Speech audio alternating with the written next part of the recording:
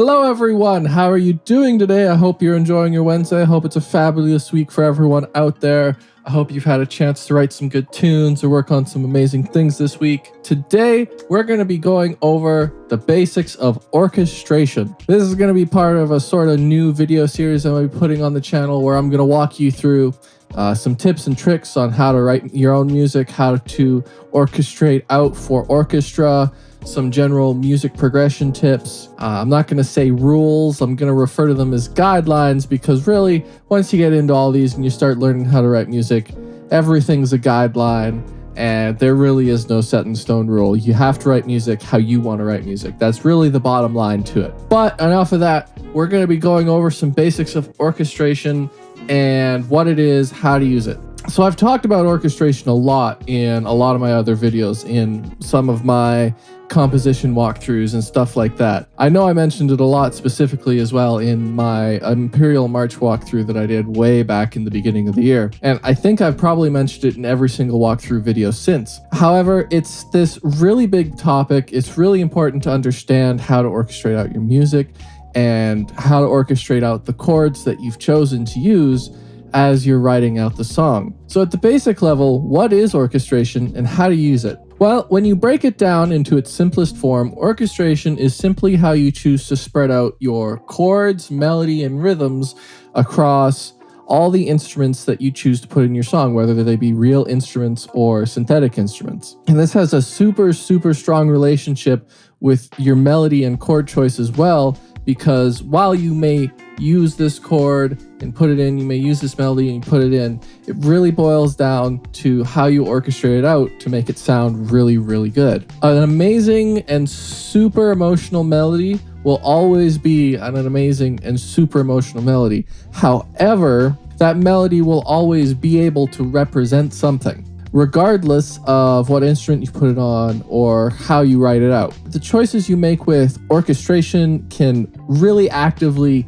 improve your melody, improve your overall song, improve your music, and it also helps you narrow down sort of the mood for your song and the genre of music. If you're writing music for games or movies, this is super important as well because the music needs to sort of follow the visuals and play with the visuals. If you have a really big visual scene on the screen and you're writing music for that and the visuals are big and epic and amazing, the music needs to reflect that through its orchestration, through its writing choices. And it also needs to play well with regular audio.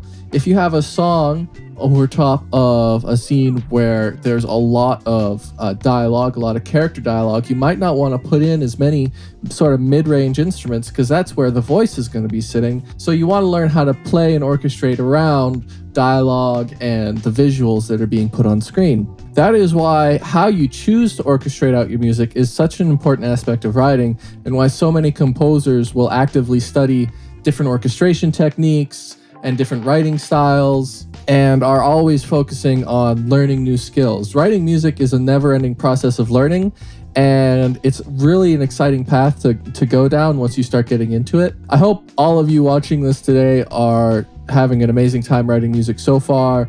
If you're not an expert at it, or if you're an expert and you've been doing this for a long time, if you're a novice, if you're intermediate, if you just play a few instruments, I don't care what you're doing. However, I hope you enjoy writing music and being that creative because it truly is an amazing thing and it's always a nonstop learning curve. To break down some more of the basics and kind of walk you guys through some of the aspects that we're going to be learning as more of these videos come out, I've pulled up a song I've been working on. We're just going to listen through one of the sections here.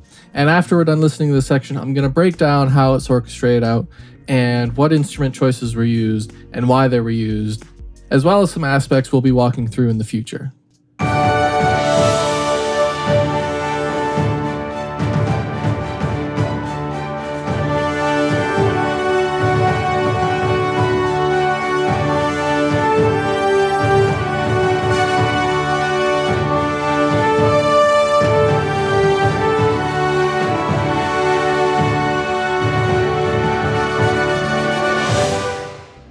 So the main goal for this particular part of the song is we were looking for a very large soaring melody that encapsulated a more majestic feeling. I wanted it to sound like it was soaring through wind, a sort of romantic aspiration, if you will. And I did this by using a combination of brass and strings at the top, because when you are using one instrument to play out your melody line will still sound amazing, but it will sound like it's only being played by one specific type of instrument. When you start combining instruments together to play different lines, you all of a sudden unlock a whole brand new world of tones, and it will help push your orchestrations and your music further, because now you're starting to stack instruments.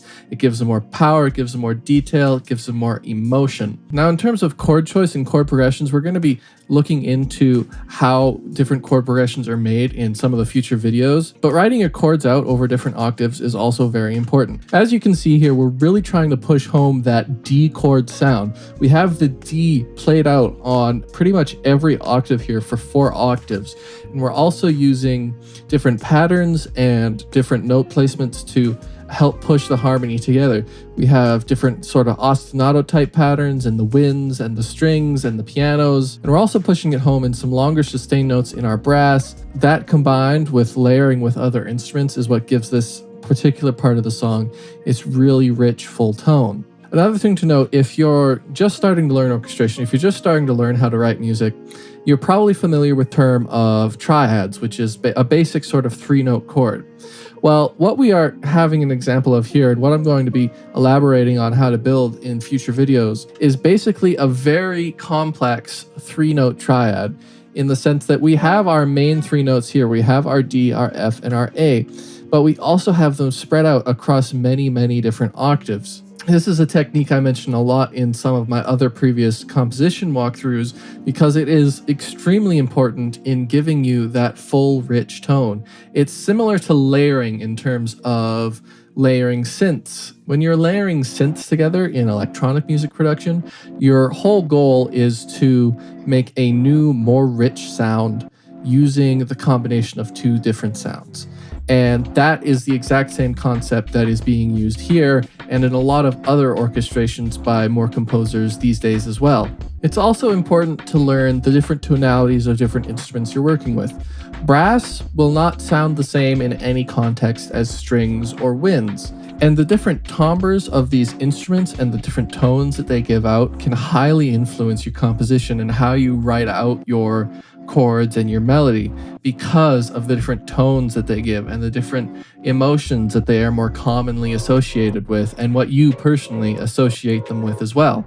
For example, a lot of people associate brass with a really, really powerful and sometimes dark sound, but it is also great at giving off those softer and more romantic emotions, as we can see in the melody that we went through here. These are all things that are very important to learn, or at least very important to practice, if you want to learn how to write different styles of music, if you want to learn how to expand your skills as a composer. And these are all things that I kind of want to share with all of you as I walk through and explore future compositions, and as we learn new skills together. So I hope you guys found this informative. I hope you guys are looking forward to the new series. I'm really looking forward to making it.